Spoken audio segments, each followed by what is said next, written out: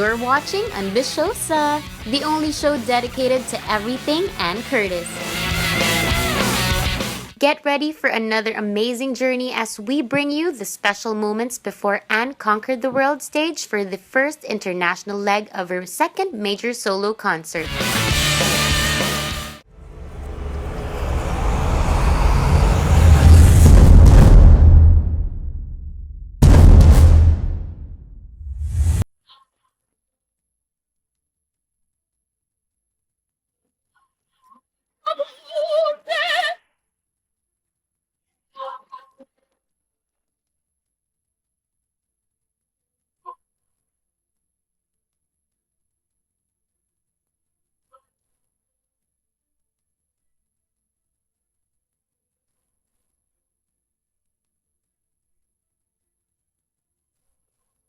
X-Men!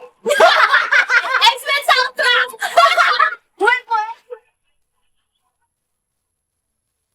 This is the Forbidden Concert Round 2 ANNEbishowsa World Tour. This is it, Dubai.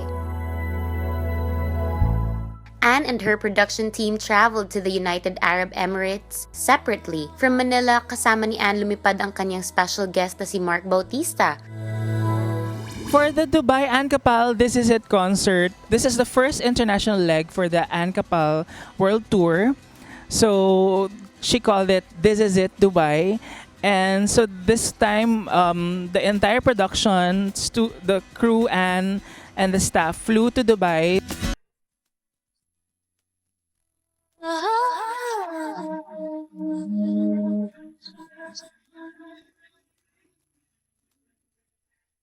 Since this is our first time, so we wanted to make it big. We wanted to make it special.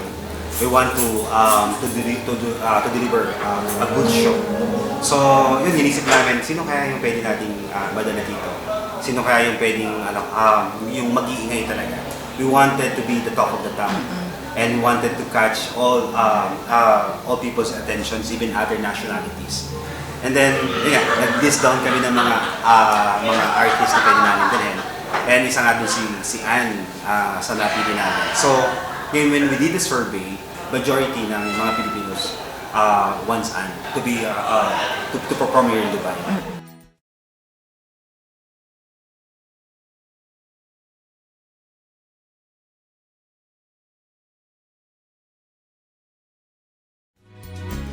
Ann Curtis was such a delight, you know, in TV, in everything that she does, and the things that we hear about her, it's just, you know, all positive.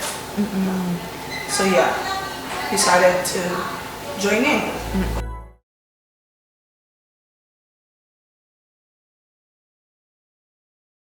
I was with Ann when we were at Terminal 3 at NAIA. So, hinintay namin si Ann. She was very punctual. She was there like 2 hours before the flight. So, I was with Viva road management team, sina Warren. And when Warren told us, Ann Curtis is already there, so we went straight to the counter, check-in of Emirates. And then Ann is so professional, Ann is so bubbly, she's so amiable to all the fans na nagpapapicture sa kanya, so hindi siya nag-no. So bago kami makarating from the check-in counter down to the immigration, talagang lahat pinagbibigyan niya na magpa-picture sa kanya. And it was a good flight. Ann Curtis and Mark Bautista were seated together at the Emirates plane, and I think they really had fun, and we had a safe travel going to Dubai. Katabi kami sa plane papunta sa Dubai, and puro lang kami panonood ng movies. Nakakatuwa pa kasi yung flight attendant binigyan si Ann ng malaking cake na isang layer. Tapos cheesecake pala yun pero covered ng tsokolate. So share, kwento-kwentuhan. And pareho yata kami pagod kasi puro kami bagsak eh. Ako nanood ako ng movie pero sa gitna ng movie nakatulog na rin ako. Tapos pagising ko siya naman yung nakatulog.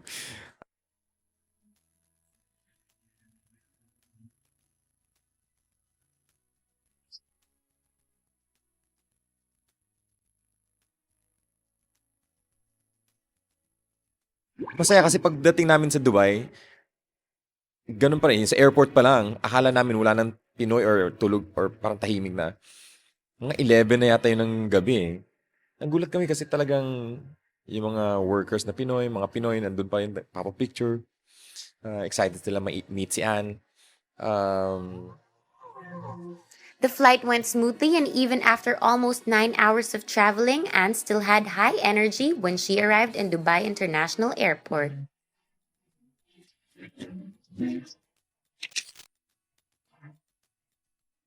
Thank you. This is it, Dubai. Andito na siya. Andito na siya. O, diba? Ito Picture. Mark, picture po tayo. For real na.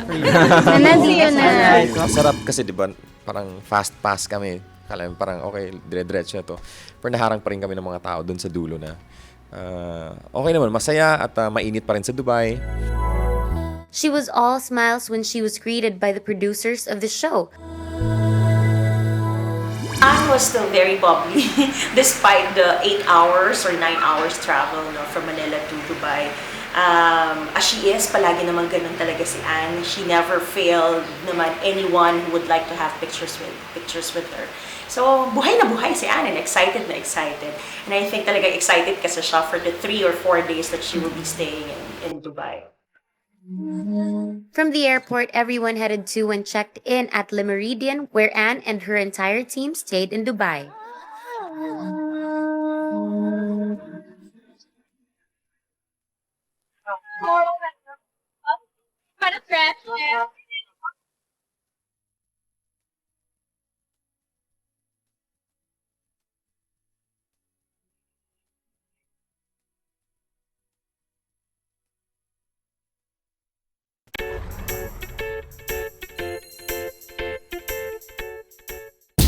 Next day, Anne woke up really early for the most exhilarating part of her Dubai trip, ang skydiving. So, basta talaga tayo. Yes, Anne had this personal request to really have her skydiving. This was really preset even prior to us giving the final itinerary. Special request talaga ni Anne yan, na this was one of her bucket lists to have a skydiving in Dubai.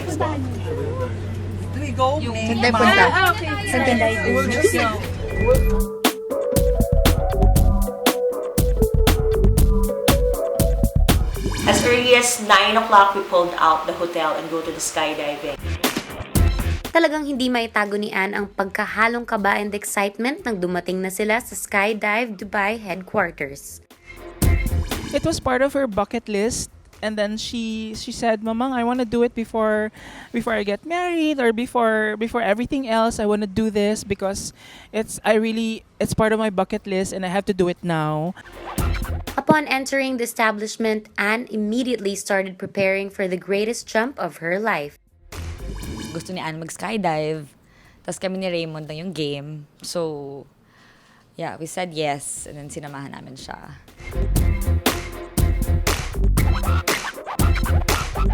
When we got to skydive, yun, fill up na ng mga waivers na hindi sila in charge if something's gonna happen. Yun, super kabado. Parang I think nakailang banyo ako na bago mag-skydive.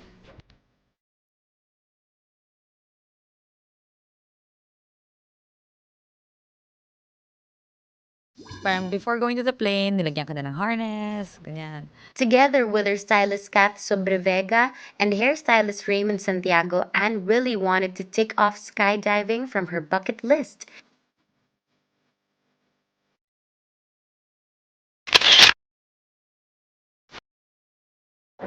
Skydive Dubai. What's going on here today?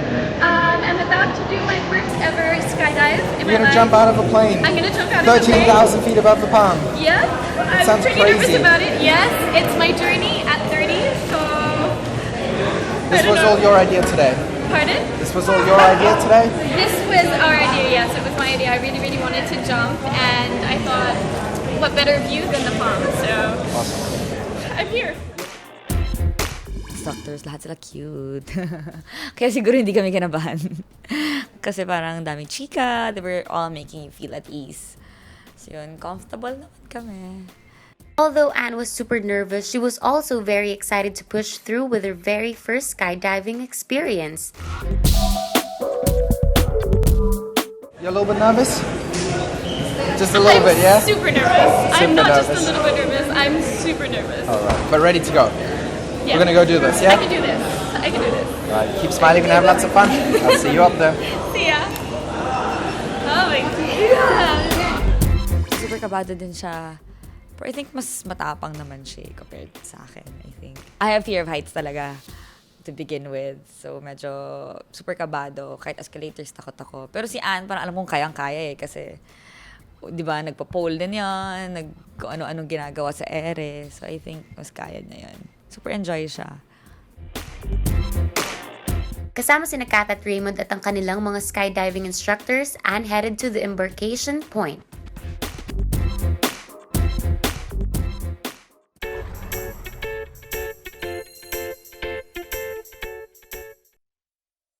Welcome to ANNEbishowsa. A little bit, yeah? Super nervous. I'm not just a nervous. little bit nervous. I'm super nervous.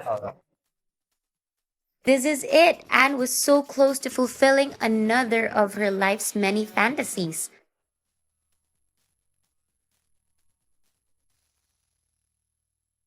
Oh my God, the skydiving. It was fun. Kabado. We were all kabado. Me, Raymond, tsaka si Anne. But it was fun. As in, best experience so far. No backing out anymore as Anne boarded the small plane that would take her up to 13,000 feet above Dubai.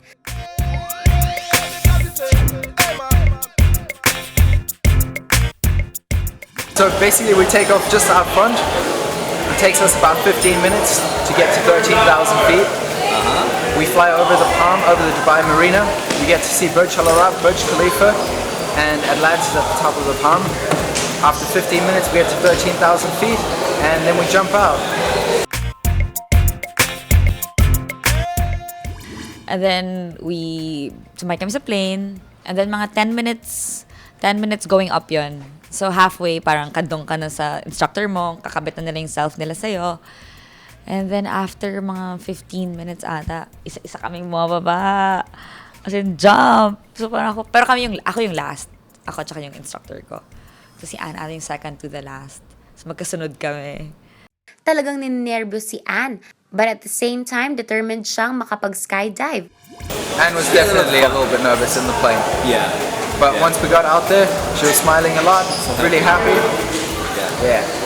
I'm feeling nervous, but I guess the adrenaline rush is just like seeping in right now. So I'm starting to get really, really hyped, but I'm very nervous. So you still want to do it? Pardon? You still want to jump out? Yeah. No backing out, No no backing second out. thoughts. No second thought. I gotta do this. This guy here has a parachute. You trust him?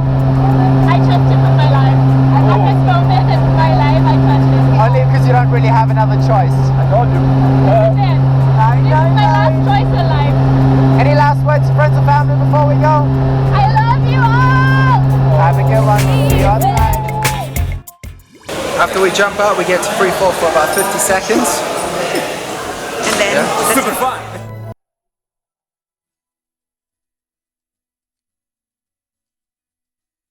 She looked good, pero sobrang kinakabahan siya nun. Kabang-kaba siya, makikita mo sa ngiti niya na talagang excited, kabado. Siyempre, you'll never know what's going to happen.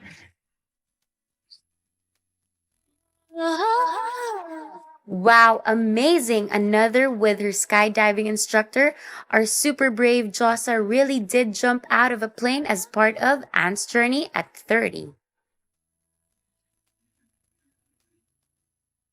it was 60 seconds na free fall. Wala pa lang. So, hulog ka lang talaga ng mga 1 minute. Then after a while, yun ay may parachute na. Tapos medyo matagal yung parachute ride eh. Mga 10 minutes din na parang gliding down ka lang. Iniikot-ikot ang instructor mo. So yun, you see the view, the sand, white sand. Ganda. Anne was flying all over the Palm Jumeirah Island in Dubai and she looked like she was having a spectacular time.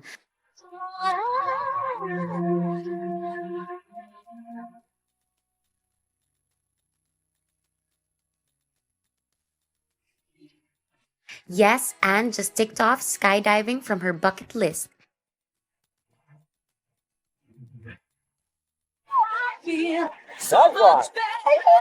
Welcome back to the ground. Yeah! How was that? Journey to 30.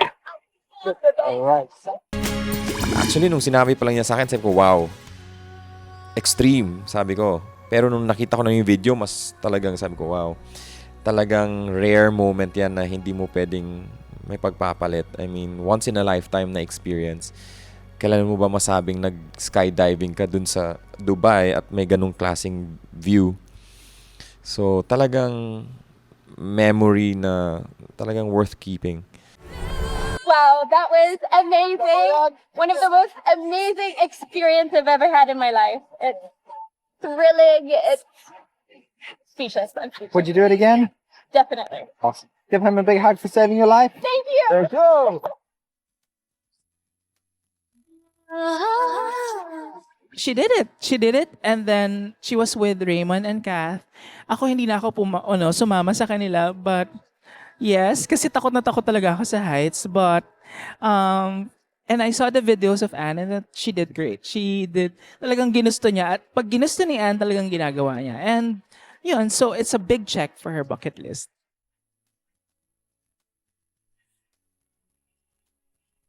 Parang we can't believe na nagawa namin. And then after yun, we waited for the photos, mga an hour or 40 minutes until it arrived. Tapos yun, excited kami lahat, kahit si Anne.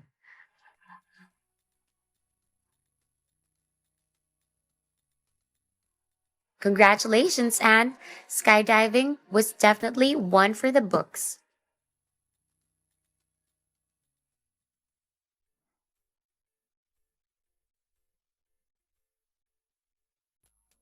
We followed Anne to Jules' bar at Le Meridian where she attended the press conference of This Is It Dubai. After the skydiving, she went straight to the press con. So talagang ang daming pumunta. So halatang-halata, dun pa lang sa press con pa lang, alam mo nang excited yung mga tao makita si Anne. Fresh from her skydiving activity, Anne faced the media and sponsors with so much energy surging through the roof. Ang saya rin kasi malapit lang sa hotel, pwedeng lakarin. So dun sa Jules Bar, dun kami and nakakatuwa kasi excited sila. Like yung host namin, nauutal pa nung nakita si Anne. Natawag pa si Anne na Anne artist. So parang nakakatuwa, overwhelmed yung response ng mga tao dun. Pati yung press na pumunta. Ladies and gentlemen, walang kaabog-abog, give it up for Miss Anne Curtis!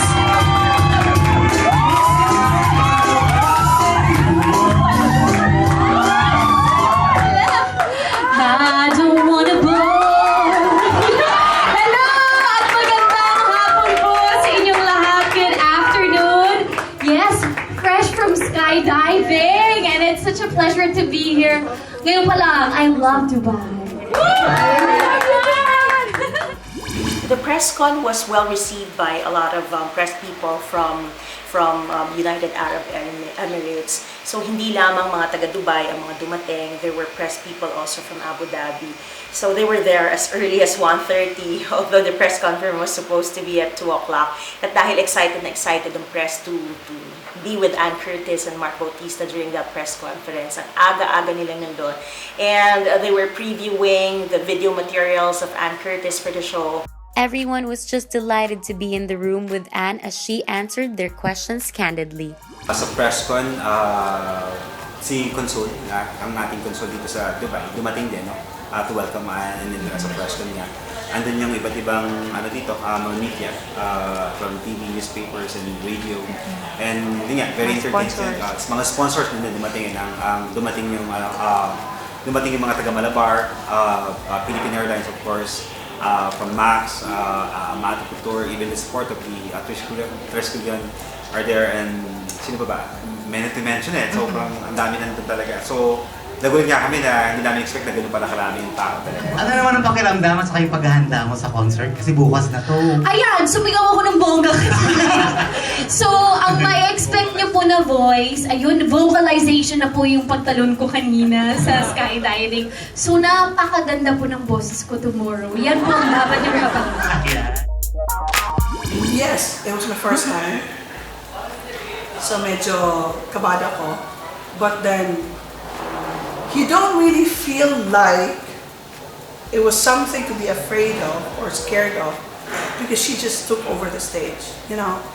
You're standing there thinking that people might ask you questions, which they did, but then everything else, how she handles the crowd, you're not even worried about it because she just does it naturally. Unbelievable.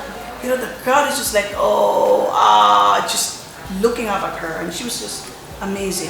Pero alam niyo ba na the last time I was in the Middle East and I had a concert, I think it was in either Qatar or Abu Dhabi. Nag-ulan. Yun yung umulan ng bumaha. Ano na yun? 2 years ago yata yun or a year ago. Sabi talaga ng mga Pinay doon, ang galing mo, Ana, dala mo yung ulan dito sa amin. Unbelievably, she makes fun of herself. And she just becomes more endearing rather than being, you know, pagtatawanan mo or anything. She becomes more endearing because she's just true about herself. So yeah, amazing person. It's your first concert. It will be your first major concert here in Dubai. What can we expect from you? Of course. Siyempre, napakaganda kong boses. Yan ang una-una nilang dapat abangan. Ewan ko lang kung yun dun sa mga sponsors natin na AFAM, kung ano yung i-expect nila. Pero sabi naman namin, you know, I may not be the best singer in the world, but I'm improving. And whatever I don't have when it comes to my voice, I make up naman with costume changes. Kaya abangan niyo po ang mga fashion show outfits ko for this concert. Ang dami-dami kong change costumes dito. Pasabog. Pasabog talaga. Napahanga talaga ni Ann ang mga Filipino press sa Dubai at pati sponsors ng show ay tuwang-tuwa sa kanya.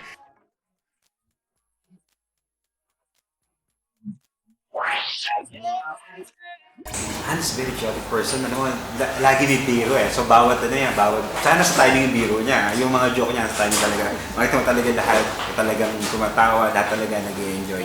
And sa mga questions niya, okay, magaling ka sumagot and hindi lang siya basta sumasagot actually eh. Meron kasi mga actors, artists na pag tinanong mo, may sasagutin nila yung question. But iba siya. When sasagutin niya yung question with with something na may entertain niya ng mga tao. Tawagin na, ayun o. Ayan. Sample. Parinig nga ng konting sample ng bilis. Acapella. Acapella. Kaya natandaan ko siya. Kantaan mo naman. Till now, I always come by on my own.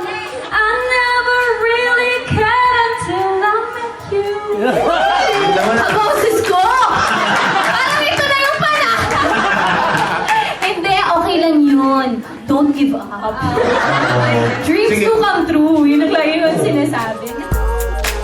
That dreams do come true. And I can relate to that.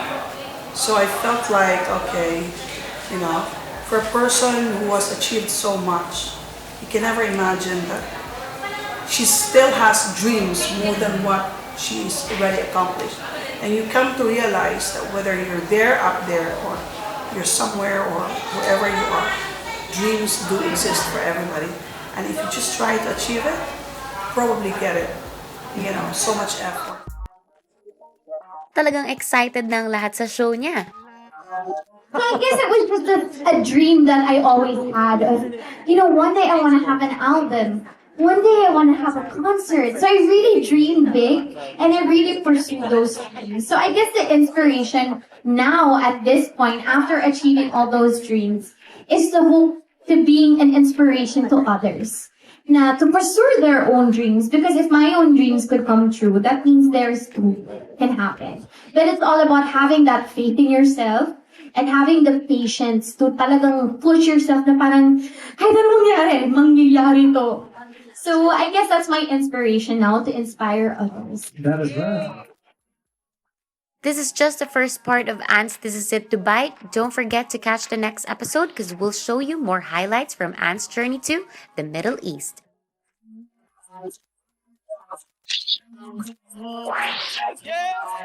Thank you very much, guys. Thank you. See you at the concert tomorrow. Tomorrow night.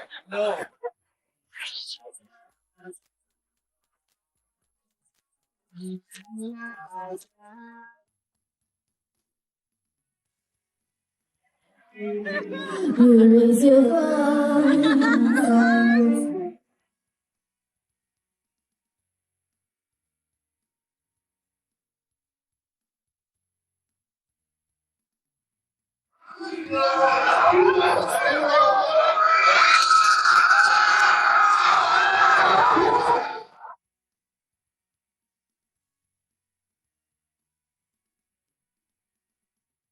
Thanks for watching. Join us again next week, only here in ANNEbishowsa. Tinamaan na ako, walang hiya ka, Cupido. Nasirang schedule ko, putris na kapiliwang ito.